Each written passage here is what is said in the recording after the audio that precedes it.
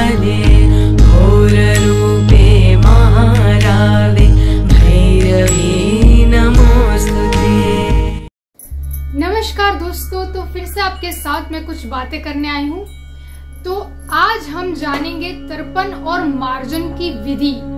एकदम ही सरल है वो विधि, और जो मैं कहूंगी कैसे करनी है वो आप किसी भी शक्ति के तर्पण मार्जन कर सकते हैं। ठीक है, बहुत सारे लोग जो है वो पितृदेव की तर्पण मार्जन करते हैं, या फिर आपने कोई ऐसा अनुष्ठान उठाया है जिसमें दशांश हवन है, दशांश हवन के बाद तर्पण मार्जन आवश्यक होता है।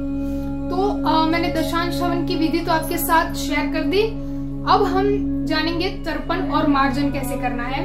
तो आप किसी भी मंत्र के साथ तर्पण मार्जन कर सकते हैं। मैं यहाँ पे वही मंत्र लूंगी, माँ काली का और भगवान शिव का, क्योंकि मैंने वही जो है वो साधना आपके साथ शेयर की थी, और आगे भी मैं जो साधना आपके साथ शेयर करूंगी उसकी भी तर्पण मार्जन सेम ही होगा।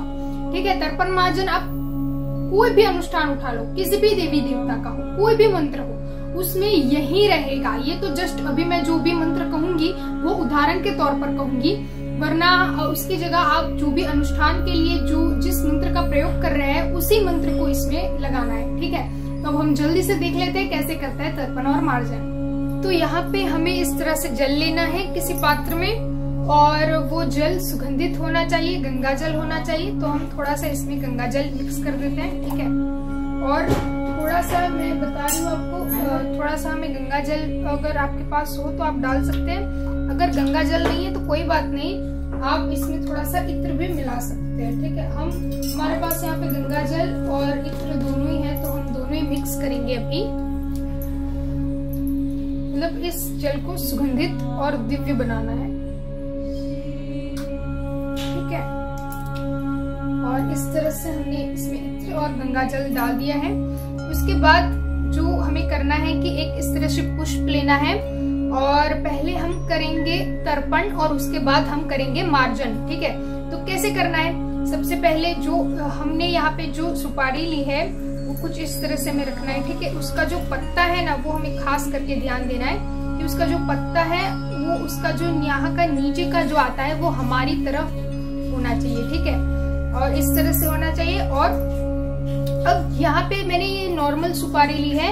आपको मैंने अपनी पहले जो वीडियो थी उसमें मैंने आप लोगों को दिखाया था कि किस तरह से मैंने माँ का जो है वो स्थापना की है। उसमें जो सुपारी के रूप में मैंने माँ को स्थापित किया है, आप वो भी ले सकते हैं या फिर नॉर्मली भी ले सकते हैं। ठीक है, कोई प्रॉब्लम नहीं है, आप दोनों में से कोई भी ले सकते हैं। उसके बाद हमें ऐसे करना है, यहाँ से ऐसे ऐसे घुमाना है और ऐसे करके यहाँ पे ऐसे करना है। ठीक है, ऐसे घुमाना है और यहाँ पे आ जाने के बाद छींटा इसके ऊपर डालना है, जैसे कि ओम क्रीम क्रीम महाकाले क्रीम क्रीम तर्पयामि स्वाहा, ओम क्रीम क्रीम महाकाले क्रीम क्रीम तर्पयामि स्वाहा। तो आप ये भी कर सकते हैं, स्वाहा बोले या ना बोले आपकी मर्जी, आप कुछ भी कर सकते हो। ठीक है, अगर आपको स्वाहा बोलना है तो भी ठीक है, नहीं बोलेंगे तो भी चलेगा। जैसे कि ओम क्रीम क्रीम महाकाले क्रीम क्रीम तर्पयामि, ओम क्रीम क्रीम महाकाले क्रीम क्रीम तर्पयामि। जब आप बोलते हो तब आपको तभी नमः नहीं बोलना है। ठीक है, तभी आपको तर्पयामि जब आप तर्पण करते हो।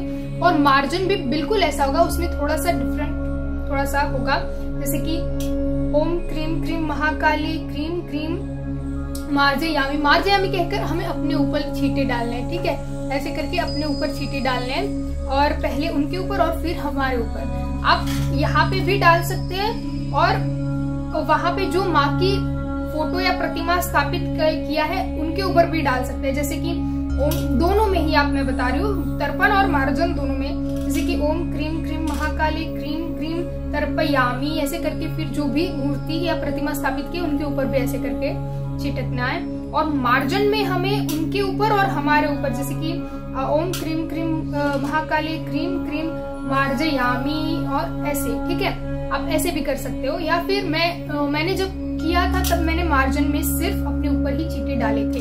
ठीक है, तो आप ये दोनों ही कर सकते हो। बहुत ही ज्यादा सिंपल तरीका है, आप कोई भी कर सकते हो। जैसे कि हमें भगवान गणेश का करना है, सरस्वती देवी हैं, तो ऐसे भी कर सकते हो। ओम शारदा अम्बाय तर्पयामी, ओम शारदा अम्बाय तर्पयामी, ऐसे भी आप कर सकते हो, ठीक है।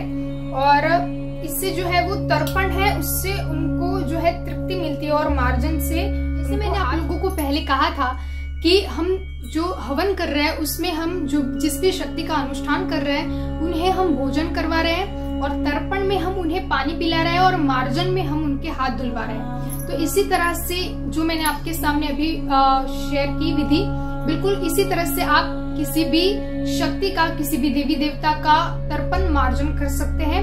यहाँ तक कि आप अपने पितरों का भी तर्पण और मार्जन इसी तरह से कर सकते हैं। किंतु जो मैंने कहा मंत्र ओम क्रीम क्रीम महाकाली क्रीम क्रीम नमो, उसके जगह आप कोई भी अपना जो भी अनुष्ठान के लिए आपने जो मंत्र निश्चित किया है वही मंत्र आपको इसमें बोलना है। तो आज की ये वीडियो आपको कैसी लगी? अगर अच्छी लगी हो तो इस वीडियो को लाइक कीजिए, शेयर कीजिए और सब्सक्राइब कीजिए। और जो भी ये तर्पण मार्जन वगैरह जो भी मैंने कहा और दशांश हवन कहा, जो भी साधना की वीडियो कही, आगे भी जैसे साधना की वीडियो कहूंगी उन सब में दशांश हवन और तर्पण मार्जन सेम ही रहेगा। तो आज के लिए बस इतना ही। नमस्कार।